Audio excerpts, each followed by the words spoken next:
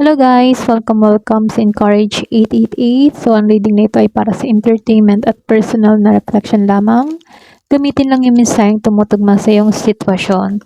Salamat nga po pala sa mga nagsusubscribe, sa mga bumabalik. Maraming pong salamat.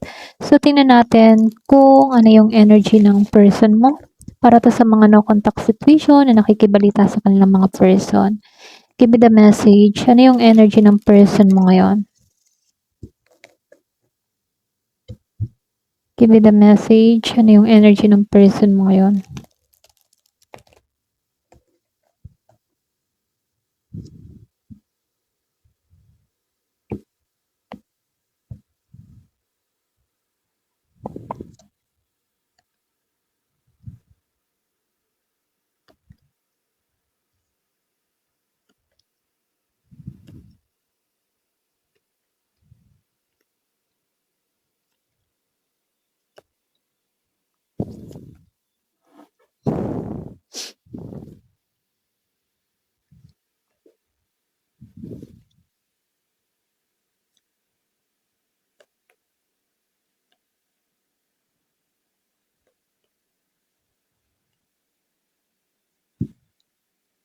So, dito, no, meron nakikitang Scorpio, Pisces, and Cancer.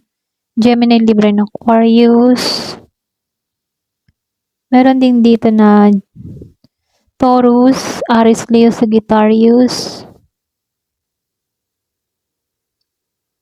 So, ito lang yung nakikita ko, no. Pero ganun pa man, magbase tayo sa energy. Okay? Start na tayo.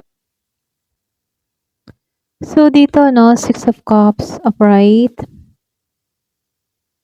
Kumbaga dito, no, para bang itong person mo dito, meron kasing nag-iisip, para siyang nasa nostalgia ba, okay?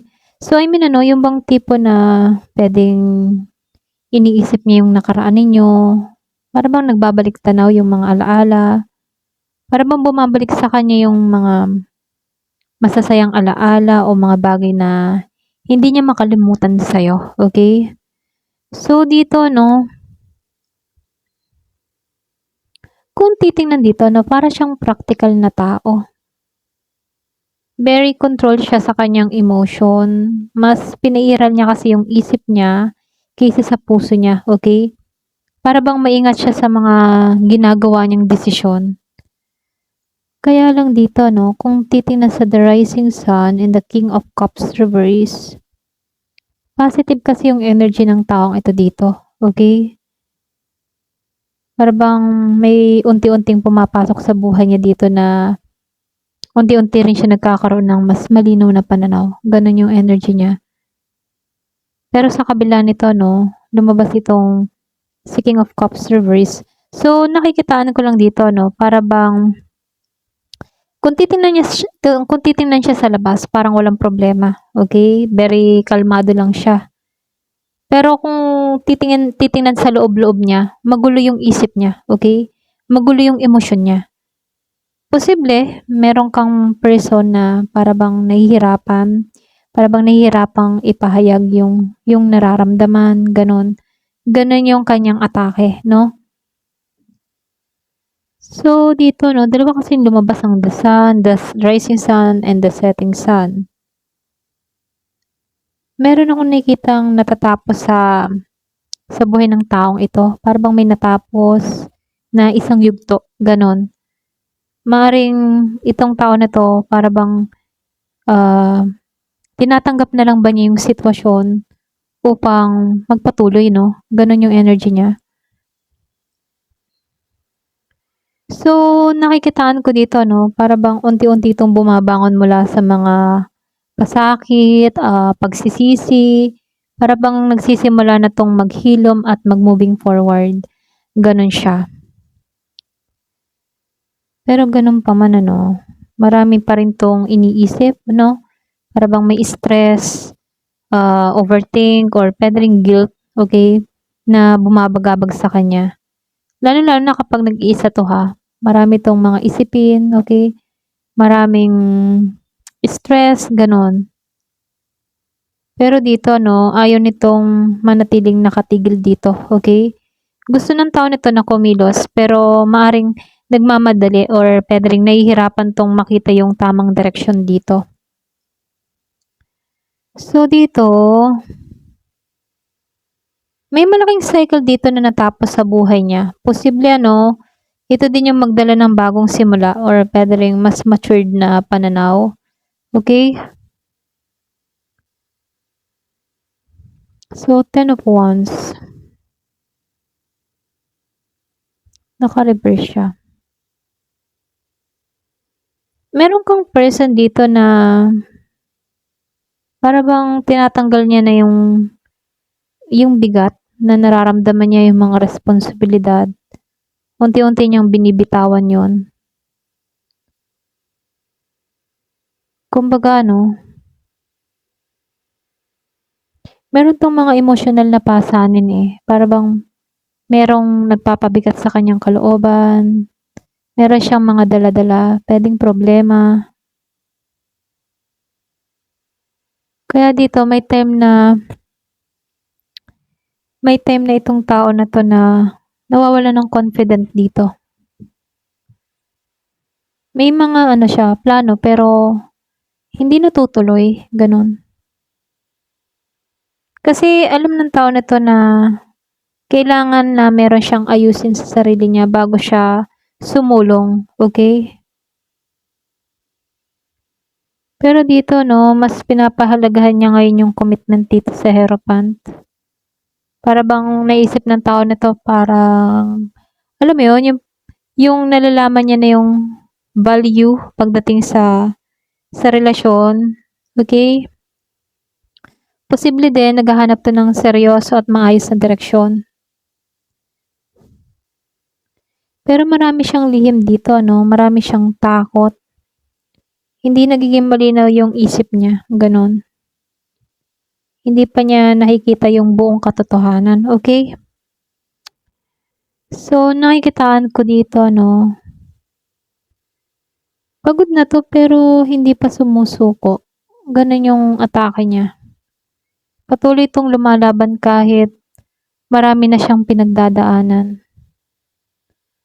Posible din dito, tahimikan nitong inoobserbahan or puwede ring gusto ng tao na 'to na malaman ba yung nangyayari sa'yo, lalong-lalo na sa ginagawa mo, sa buhay mo, ano bang ganap mo, mga gano'n. Hindi maiwasan na nag-iisip 'to, "Ano kayang nangyayari na dito sa person ko?" Para bang gusto niyang makibalita. Very ano siya, curious. Meron siyang pagnanais na may makuhang impormasyon about sa'yo, gano'n. Kaya lang lumalabas ano, hindi kayo balanse or may imbalance dito. Puwedeng may away, conflict sa inyo, lalong-lalo na sa usaping pag-ibig 'no. Kumbaga, maaaring ano, yung bang tipo na hindi pagkakaunawaan or puwede ring may mga maling desisyon. So, hindi pa siya handang magbigay ng buong commitment, ito lang nakikita ko 'no. Pero itong taong ito 'no, itong taong iniisip mo, nasa ano 'to, malaking chapter ng pagbabago, gano'n. Para bang kahit alam mo 'yun, kahit nagbabago siya dito, dala-dala pa rin ng tao na 'to yung ala-ala mo. Nag-o-overthink siya, emosyonal, may pagkalito, may takot, gano'n. Nakikita rin dito sa card na naaalala ka niya, okey? At possible din na inoobserbahan ka, okey? Ngunit may mga personal na issue 'to, emotional block na kailangan muna niyang ayusin bago 'to maging malinaw yung direksyon ng relasyon niyo, okey? Para bang may energy I mean ano, para bang may energy dito ng, um, yung bang self-reflection, gano'n. Bang naghahanda siya sa bagong simula. Meron ding healing. Pero hindi ganap yung, stable na emosyon ng tao na 'to 'no, hindi gano'n kaganap na stable yung kanyang emosyon, okey? So, marami 'tong mga alalahanin pa, gano'n yung kanyang situation. So, tingnan pa natin ano, kung ano pa yung ganap ng tao mo. So, kukuha na lang ako dito. Ano pa yung situation niya?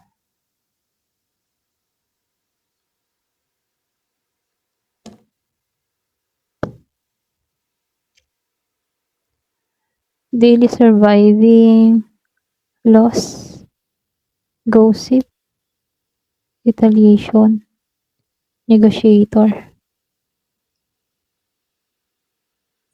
So, lumabas tong hamster's wheel, surviving daily hustle. Paano ba tong marami tong mga practical na iniintindi. Itong person mo ha, pwedeng iniintindi nito yung trabaho niya, yung pera niya, mga responsibilidad, or pwedeng meron tong araw-araw na stress, okay, para lang makasurvive. Araw-araw tong stress talagang nakikita ko. Parang nasa survival mode siya, ganun. Kaya hirap pa mag-focus sa emosyon. Pero dito, malakas yung indikasyon ng distansya o paglayo. Pwedeng may no contact, may pag-iwas na nangyayari. May connection dito sa pag-itan nyo na biglang nawala. Okay? May nag-ghosting, may nag-cut off, may iniwan sa ere. Kaya lang dito, meron ditong iniwan sa ere, pwedeng sa pakikialam ng ibang tao. Or pwedeng sa usap-usapan na nakaapekto sa sitwasyon ninyo, Hindi man ito sigurado, pero ipinapakita kasi dito sa card na may tension na galing sa paligid, okay? Para bang merong gumulo sa connection nyo.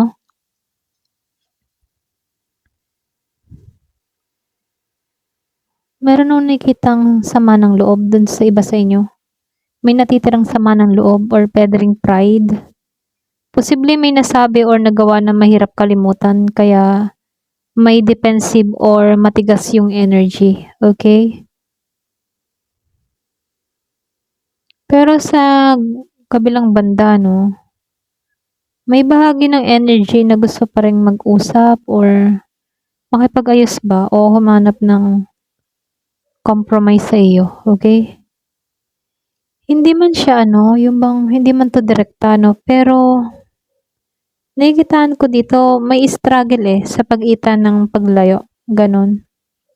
Meron ditong pagnanais na maging maayos yung situation nyo, okay?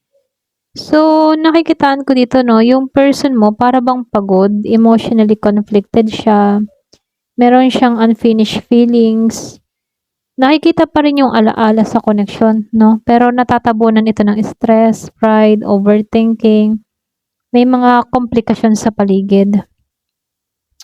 So, nakikita ko dito may possibility na gusto nitong tao na to na magkaroon kayo ng pagkakaintindihan or maayos yung mga ilang bagay-bagay sa inyong dalawa. Pero, hindi pa malinaw kasi kung meron ditong, alam mo yun, hindi malinaw kung handa pa ba siya or handa siyang magbigay ng consistent action, ganon.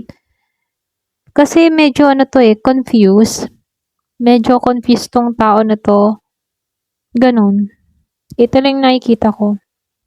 Hindi niya alam kung paano ba. Okay? Paano ba tumungo sa'yo. Ganon. Pero andun yung pagnanais niya na makausap ka. Okay? Ayun, ito lang nakikita ko. Ayan. Thank you for watching. Love and peace.